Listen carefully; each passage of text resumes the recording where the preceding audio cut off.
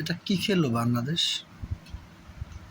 বাংলাদেশ প্রথম দিনের খেলা শেষে ৬১ ওভারে মাত্র ১৯১ রানে অল আউট হয়ে গেল।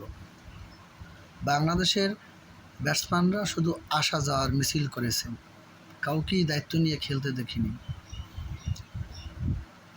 টেস্টে বরাবরই বাংলাদেশ খারাপ করে, কিন্তু নিজেদের মাটিতে জিম্বাবুয়ের বিপক্ষে এতটা খারাপ করবে এটা কিন্তু কল্পনাও করা যায়নি। আজকে তো বাংলাদেশ জিম্বাবুয়েকে মানে অস্ট্রেলিয়া বানিয়ে দিল।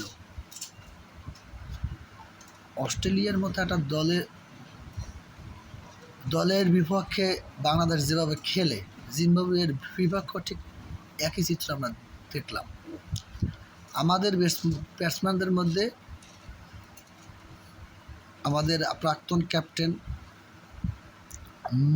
মমিনুল হক সবার চেয়ে বেশি করেছে, ৫৬ রান করেছে, এবং আমাদের অধিনায়ক শান্ত ৪০ রান করেছে। বাকিরা সবই আসা যাওয়ার মিছিলে সামিল ছিল।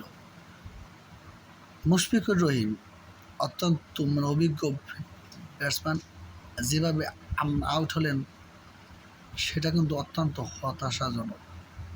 শেষের দিকে যদি হাসান মাহমুদ এবং জাকের আলী অনিক ওইটুকু খেলা না খেলতো, তবে বাংলাদেশ তো ১৫০ আগেই মানে অল আউট হয়ে যেত।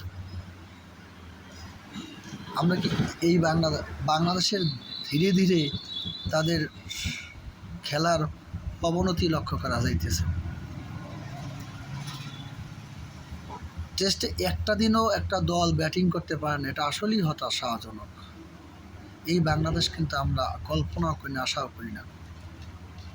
আজকে টেস্টের তৃতীয় দিন, আশা করি বাংলাদেশ বোলিংয়ে খুব ভালো করে। তাও কী করে বলবো বলেন?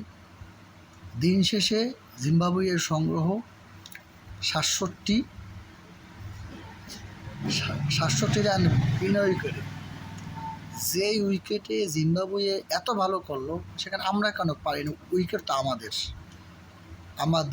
আমাদের পরিবেশ, আমাদের চেনা জায়গা, সেখানে আমরা ভালো করি না, জিম্বাবুয়ে ভালো করে। তারপরও বাংলাদেশ খারাপ খেলুক ভালো খেলুক, বাংলাদেশের জন্য শুভকামনা রইল।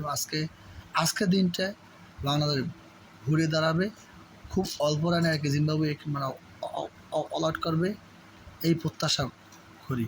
আপনিও কি সেই প্রত্যাশা করেন?